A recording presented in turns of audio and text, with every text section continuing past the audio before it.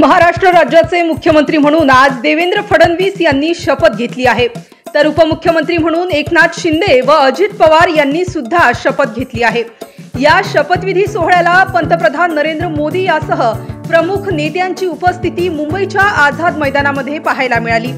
शपथविधी सोहळा पार पडल्यानंतर अमरावतीच्या दर्यापूर येथे महायुतीच्या वतीने शहरातील छत्रपती शिवाजी महाराज चौकात फटाके फोडत नाचत गाजत एकच जल्लोष साजरा करण्यात आला।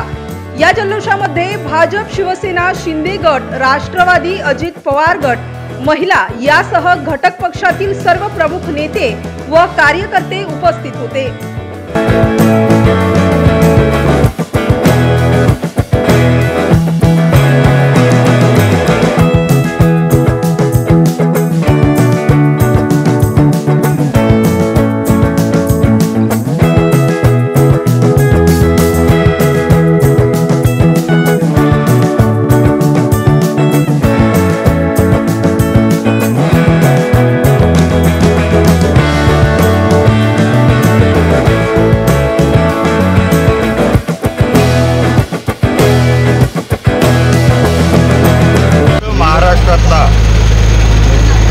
लाडक्या बहिणींचा भाऊ म्हणजे देवेंद्र फडणवीस, दुसरा भाऊ एकनाथजी शिंदे आणि तिसरे भाऊ अजित पवार या तिघांनीही महाराष्ट्राची धुरा आज आपल्या हाती घेतली आहे। निश्चितपणे येणाऱ्या काळामध्ये महाराष्ट्र विकासाच्या दृष्टीनं अग्रेसर राहणार आहे आणि या सगळ्यांना आपल्या महाराष्ट्राला आपल्या देशाचे आदरणीय पंतप्रधान नरेंद्रजी मोदी आणि गृहमंत्री अमितजी शहा यांची समर्थ साथ लाभणार आहे। त्याच्यामुळे हे महाराष्ट्र राज्य इथून पुढे देवेंद्रजी फडणवीस मुख्यमंत्री यांच्या नेतृत्वामध्ये येणाऱ्या 5 वर्षाच्या काळामध्ये विकासामध्ये अग्रेसर राहणार आहे।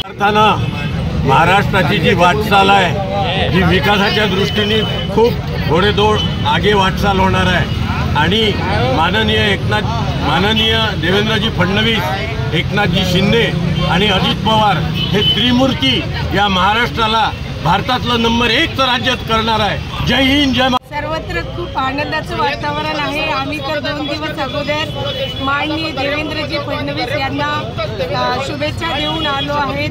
आमच्यासोबत किरणताई होत्या, आमच्या स्वामीताई, आमच्या ह्या सगळ्या टीम सोबत होत्या। आम्हाला खरंच खूप आनंद झाला की आमच्या भारतीय जनता पार्टीचे मुख्यमंत्री देवेंद्रजी फडणवीस हे झाले आहेत आणि अशी त्रिमूर्ती या भारताला लाभलेली आहे की एकनाथजी शिंदे असो किंवा अजित पवार दादा असो, हे त्रिमूर्ती असा विकास घडवून दाखवणार आहेत। विधी झाला हा शपथविधी नसून एक सोहळा सण असं मी म्हणेन, कारण आपल्या इथं शपथविधी हे ते जरी असलं हे एक शासकीय प्रक्रिया आहे, पण जे जनतेच्या मनात जो आहे हा खरोखर उत्सवच आहे। आणि 2 दिवस आधी आम्ही जे स्वतः देवेंद्रजींना अभिनंदन आणि शुभेच्छा देऊन आलो, त्याच्यासाठी म्हणजे शपथविधीला हजर राहण्यापेक्षाही ती भेट आमच्यासाठी खूप महत्त्वाची होती असं मला वाटेल आणि हे सरकार 5ही वर्ष टिकून राहील असं आम्हाला वाटतं। लाडक्या बहिणीला 21 रुपये भेटणार बिलकुल केलं, आधीच मुख्यमंत्री साहेबांनी आधीच घोषणा केली आहे त्याची। राज्यातील राजकीय घडामोडी